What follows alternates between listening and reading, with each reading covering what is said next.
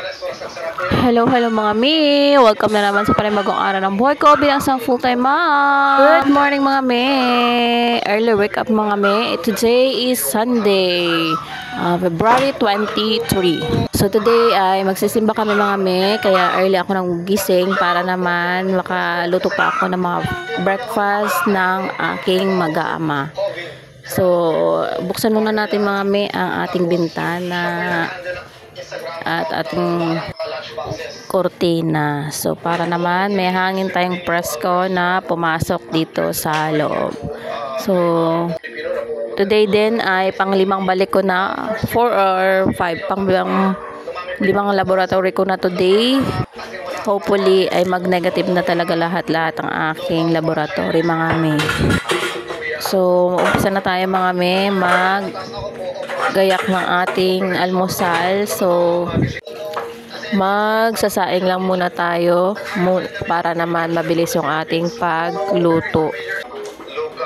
Ayan, so 8 AM pa naman mag-start yung misa sa simbahan, kaya may oras pa tayo para makapag-gayak at makapagluto ng breakfast namin.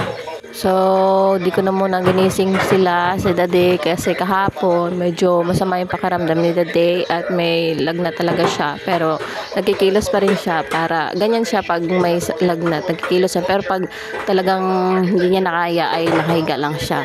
So, kahapon ay nagtulong-tulong din siya doon sa mga trabahador para naman mapabilis yung ibang trabaho para matapos na rin. Kasi nga, ayun, napaubos na yung aming budget. So, kailangan matapos na agad yung mga ibang tatapusin. And then, sooner, pag may budget na naman ay pag makanti sila yung mga naggumagawa sa bahay, ay pabalikin namin ulit pag may budget ulit kami na medyo malaki-laki. So, ganyan talaga mga me, ay pag magpapagawa tayo ng bahay ay lalo pag maliit lang yung budget. So, hindi pwedeng isang bagsakan agad yung ating papagawa ng bahay kasi medyo malaki itong bahay namin. So, paunti-unti lang din talaga yung papagawa namin ng bahay. Pag may budget, yan na naman. Pag wala na, stop na naman. So, ayan. Hindi naman namin minamadali ito mga may paggawa ng bahay. At least lang kami ay may matulugan kami. Basta lang may masilungan kami mga anak ko. Hindi kami naulanan. Ayan. At saka, sa pa ay sarili namin yung aming bahay.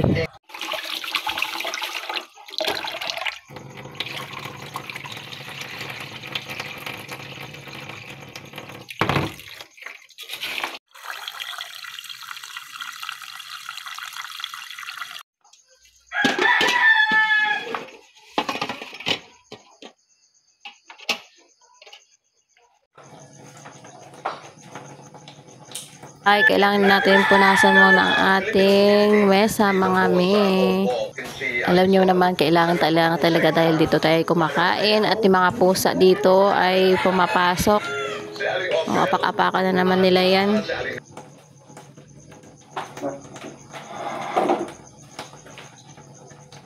Mga nakaraan mga me, di ba nagkasako, so nag-loss talaga ako ng weight. Pero ngayon mga me, ako parang bumalik na agad sa aking ang yung nawala na lost weight kong nakaraan. Ang bilis lang. Siyempre naman na ano ko ngayon, medyo magana na naman akong kumain compare nung siyempre pag may sakit tayo ay di tayo masyado kumakain. So ngayon ay pinipili ko rin talaga at ngayon bumalik na rin talaga yung aking appetite sa pagkain. And then pag bumibili sa Daddy ng mga gulay ay kailangan kainin at lutuin natin yan dahil naman ay nagagalit siya kaya hindi ako kumakain ng gulay. Ayan, further sermon ang inyong mimi. Kahapon ay nag-usap na kami na magsimba kami ngayon kasi nung nakaraan ay hindi kami natuloy sa aming pangsimba. Naman, ng oras na kami nagising, sabi ko, oy, paano na yan? Magagayak pa, hindi na kami makaabot ng simba. So, today ay inom muna ako ng buko mga me. Empty stomach pa ito para naman sa ating magandang flow. Maraming benefits yung coconut water, alam naman natin yan. So ayan, yung buko ay dala pa ng mama yan doon galing sa amin.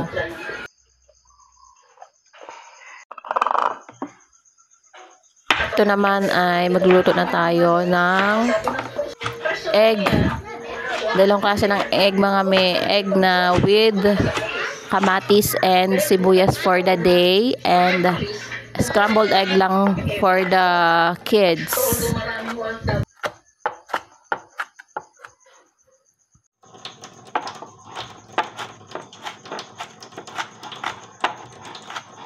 Ayun yung madalas namin kainin ni Daday na egg na with kamatis and sibuyas. So si Daday naman ay hindi na yan nagra-rice, so yan lang ang kanyang kakainin.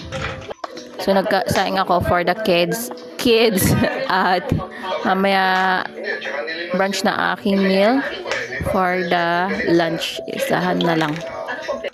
So, tapos naman na kahapon yung aking antibiotics. So, okay lang na mag-skip ako ngayon ng breakfast. Pero naman, inom siyempre tayo ng tubig. At ayun nga yung buko. Yun lang muna ang aking breakfast. So, mas malaga ay nakainom tayo ng maligam na tubig at saka yung buko. And then, mamaya-maya alam ko na matitiplan ako na idaday ng barley. So, ayun, busog na talaga. Sakto yan, pag medyo gutom-gutom na tayo ay malapit na mag-lunch. Kaya, ayan, brunch meal na tayo, lunch and breakfast. So, ito ay scrambled egg for the kids. Okay na to.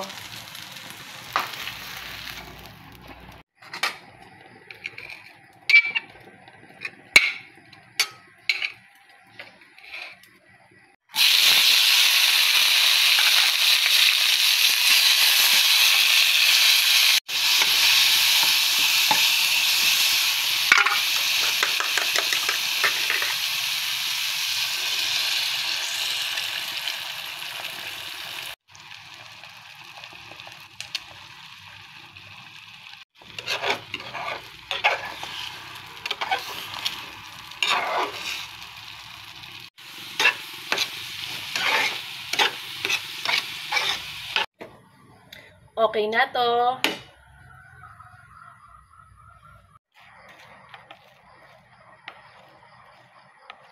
So, prepare na natin sila ng kanilang breakfast para pagbaba nila ay kakain na sila.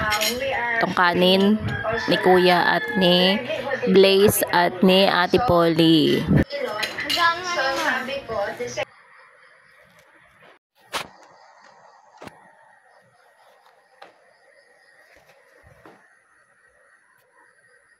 Simple ang kanilang breakfast for today, mga me. Hindi naman kailangan ng kumain ng maraming breakfast. So, dapat nga pag nagsisimba ay wala tayong laman ng sikmura.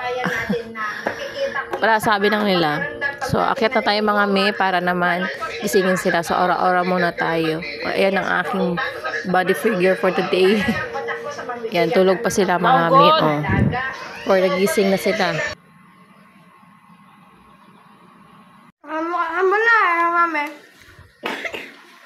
Kahit kain muna sila, mga me. At pakainin natin. So, ayan, maalis na rin kami, mga me, na past ano na. So, 8:10 na ito. At malapit na kami, mga dito na kami sa church. So, see you mamaya, mga me. So, that's it for today, mga me. Thank you for watching. God bless.